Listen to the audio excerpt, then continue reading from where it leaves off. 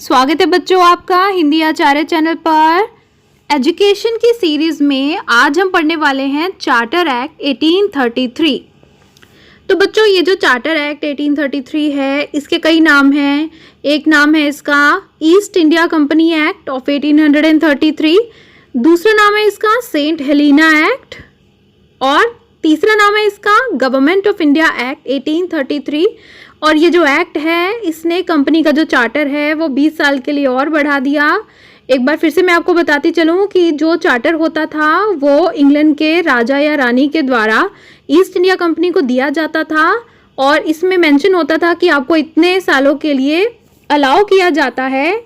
इस मतलब company India के साथ में आपकी मोनोपोली है, व्यापार करने के एकाधिकार है। तो ये जो कंपनी थी व्यापारियों की कंपनी थी ईस्ट इंडिया कंपनी, और इसको अलाउ किया जाता था चार्टर के द्वारा, जो कि कुछ सालों बाद रिन्यू किया जाता था इंग्लैंड के राजा या रानी के द्वारा। और फिर वो उस कंपनी को परमिशंस दिया करते थे।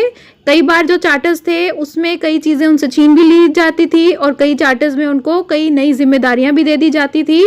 और ये जो चार्टर एक्ट 1813 और 1833 ये दोनों एक्ट जो हैं ये बहुत ही ज़रूरी हैं। एजुकेशन बीएड के फील्ड में अगर आप पढ़ रहे हो या यूपीएससी की तैयारी कर रहे हो या टेट की तैयारी कर रहे हो तो आपको इन चीज़ों से रिलेटेड तो नॉलेज होनी ही चाहिए।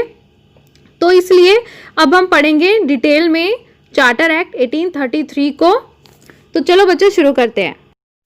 बच्चों ये जो चार्टर एक्ट 1833 का है इसको गवर्नमेंट ऑफ इंडिया एक्ट 1833 इसलिए कहते हैं क्योंकि इस एक्ट के अनुसार, इस चार्टर के अनुसार, तो जो 3 प्रेसिडेंसीज थी, अंग्रेज़ों की 3 प्रेसिडेंसीज थी जिनके ऊपर वो इतने सालों में कब्जा कर चुके थे। एक बंगाल प्रेसिडेंसी थी, एक मद्रास प्रेसिडेंसी थी और एक बॉम्बे प्रेसिडेंसी थी। तो ये 3 ऐसे एरियाज थे जहाँ पर अंग्रेज़ों का राज था। तो बच्चों इन तीनों के अपने अपने गवर्नर्स हुआ करते थे। 3 गवर्नर्स हुआ करते थे अंग्रेज़ों के ईस्ट इंडिया कंपनी के भारत में। लेकिन जब चार्टर एक्ट 1833 आता है, इस चार्टर के अनुसार जो गवर्नर जनरल ऑफ बंगाल है, जो गवर्नर है ना बंगाल का, उसको ही फिर हम गवर्नर जनरल कहते हैं। उसको गवर्नर जनरल बना दिया गया। 3 गवर्नर जो थे, मद्रास का, बॉम्बे का और कोलकाता का, इन तीनों में से सबसे ज़्यादा बड़ा, सबसे ज़्यादा इंपॉर्टेंट गवर्नर जनरल की उपाधि दे दी गई, जो कि गवर्नर ऑफ बंगाल थे उस समय। और उस समय जो गवर्नर बंगाल के थे वो थे लॉर्ड विलियम बेंटिक।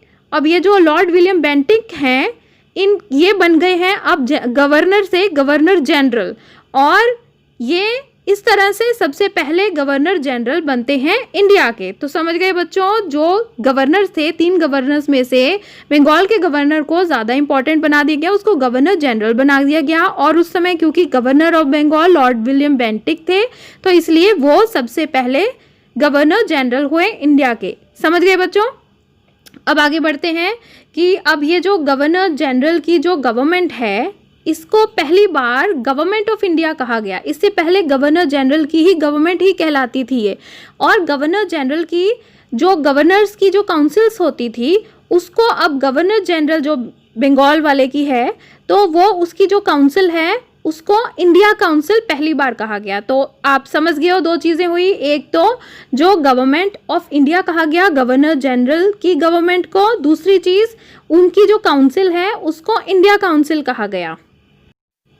इसके साथ ही बच्चों जो EIC British east India company जो थी वो एक कमर्शियल बॉडी ना होकर एक प्योरली एक एडमिनिस्ट्रेटिव बॉडी बन गई। अब वो उसका काम था शासन संभालना इंडिया का, बजाय कि वो एक व्यापारी कंपनी होने के। तो ये भी एक चेंज आता है।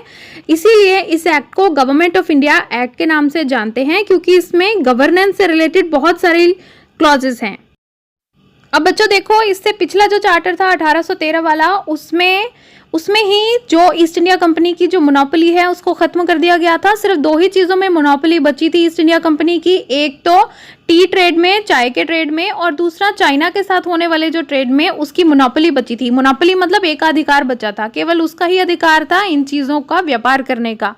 तो अब ये 1813 में आखिरी मोनोपोलीज 2 बची थी ईस्ट इंडिया कंपनी के पास।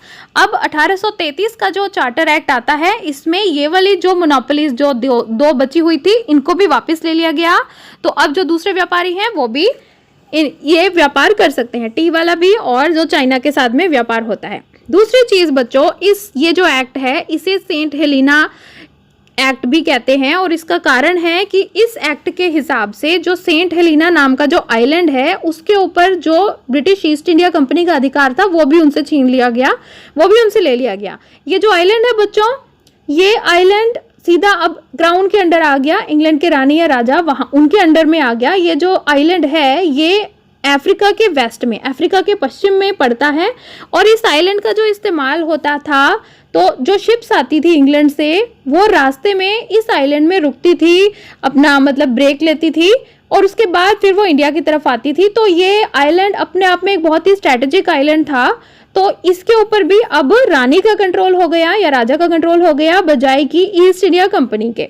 ठीक है बच्चों, अब देखो एक और चीज़ है इस चार्टर एक्ट में कि 1813 वाले चार्टर एक्ट में भी एक बात को दोहराया गया था, दावा किया गया था कि जो कंपनी की जो गवर्नमेंट है इंडिया में वो एक्चुअली में तो इंग्लैंड की ही गवर्नमेंट है, ब्रिटेन की ही गवर्नमेंट है, यूके की ही गवर्नमेंट है, ये उसमें दावा किया गया था। हालांकि पूरी तरह से कंट्रोल में कंपनी की चीज़ों को नहीं लिया गया था। उसी तरह से चार्टर एक्ट 1833 में भी इस चीज़ को दोहराया जाता है, दोबारा कहा जाता है इस चीज़ को कि भाई जो ईस्ट इंडिया कंपनी की जो टेरिटरीज है इंडिया में, वो सारी टेरिटरीज के ऊपर एक्चुअली कब्जा हिज मैजेस्टी का है, जो राजा है इंग्लैंड का।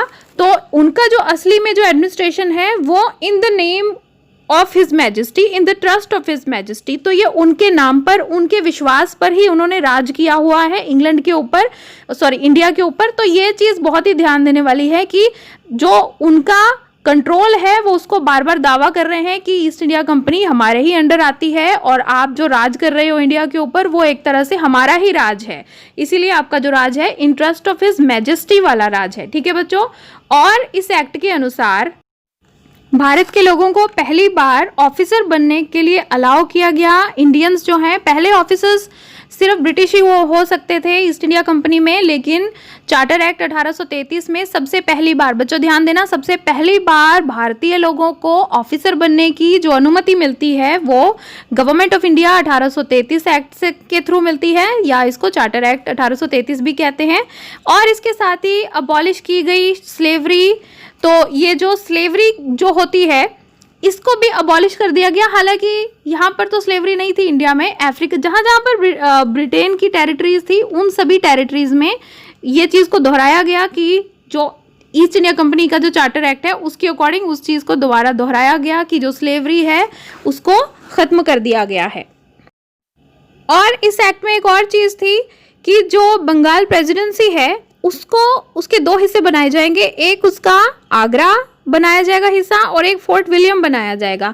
हालांकि ये चीज़ कभी भी हुई नहीं, लेकिन ये इस एक्ट में मेंशन्ड है। बच्चों ये भी क्वेश्चन आ सकता है कि फोर्ट विलियम और आगरा को अलग करने के लिए किस एक्ट में कहा गया, तो ये पहली बार चार्टर एक्ट 1833 में कहा गया था, हालांकि ये हुआ नहीं था। इसके बाद दूसरी चीज़ है इसमें कि 3 bishops allowed for India now. अब जो, क्योंकि मिशनरी एक्टिविटीज़ को तो अलाउ पिछले एक्ट में कर दिया गया है, 1813 वाले एक्ट में कर दिया गया है, तो अब मिशनरी एक्टिविटी काफ़ी चल रही है इंडिया में। तो अब उन्होंने पहले एक्ट के हिसाब से तो एक बिशप बनाया था जिसका हेडक्वार्टर कोलकाता में था। अब 3 बिशप्स अलाउ कर दिए गए इंडिया के लिए चार्टर एक्ट 1833 के हिसाब से। और बच्चों इसमें एक और चीज़ थी, law commission, Indian law commission सबसे पहली बार बिठाया गया और इसके जो चेयरमैन थे वो लॉर्ड मैकॉले थे। और इसके साथ ही जो भी लेजिस्लेशन में जो रूल्स बनते हैं, तो जो कुछ भी कानून बनाए जाते हैं, जो लेजिस्लेशन, इंडियन लेजिस्लेशन में जो कानून बनाए जाते हैं उनको पहली बार अब एक्ट कहा गया, पहली बार अब एक्ट कहा गया। इससे पहले जो कानून बनाए जाते थे उनको रेगुलेशंस कहा जाता था। अब गवर्नमेंट ऑफ इंडिया 1833 वाले एक्ट के हिसाब से अब उनको एक्ट कहा जाने लगा। और बच्चों एक और चीज़ है कि जो गवर्नर जनरल की जो काउंसिल है, जिसको इंडिया काउंसिल कहा जाता था, अब से कहा जाने लगा। तो अब इसके अंदर कितने मेंबर्स हैं? टोटल 4 मेंबर्स हैं। ये भी याद करने वाली चीज़ है कि जो इंडिया काउंसिल है, गवर्नर जनरल की जो काउंसिल है, उसके अंदर कितने मेंबर्स हैं? उसके अंदर 4 मेंबर्स हैं। जो चौथा मेंबर है उसके अंदर लिमिटेड पावर्स थी उसके पास। और ये जो सबसे पहली बार जो चौथा मेंबर था वो लॉर्ड मैकॉले ही था, जो कि इंडियन लॉ कमीशन के लिए भी आए थे यहाँ पर। और लॉर्ड, और एक और एक्स्ट्रा चीज़ मैं आपको बता दूं बच्चों कि जो लॉर्ड मैकॉले थे उन्होंने बहुत ही इन्फ्लुएंस किया विलियम बेंटिंग को, गवर्नर जनरल को, इंग्लिश एजुकेशन के लिए।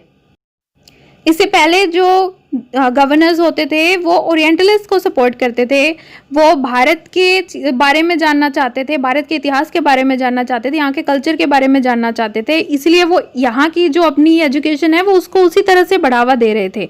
आगे हम पढ़ेंगे नेक्स्ट वीडियो में, हिंदू कॉलेज था, कलकत्ता मदरसा था, वो सब एस्टैब्लिश किए गए, लेकिन क्योंकि जो लॉर्ड मैकॉले ने जो प्रभाव डाला विलियम बेंटिंक के ऊपर, उसकी वजह से इंग्लिश एजुकेशन को प्राथमिकता दी गई। और फिर उसके बाद मैकॉलेज माइन्यूट आता है, और फिर उसके बाद इंग्लिश एजुकेशन एक्ट आता है। हम सभी एक्ट धीरे धीरे एक एक करके पढ़ते जाएंगे सारी डिटेल में। जब से एजुकेशन की स्टार्टिंग हुई है इंडिया में, वहाँ से स्टार्ट करेंगे बच्चों। और ये अभी अंग्रेज़ों के टाइम के एक्ट पढ़ रहे हैं और भारत सरकार के एक्ट भी पढ़ेंगे। तो सभी वीडियो देखने के लिए मेरे चैनल को सब्सक्राइब कीजिए। पूरा वीडियो देखने के लिए धन्यवाद। हिंदी आचार्य।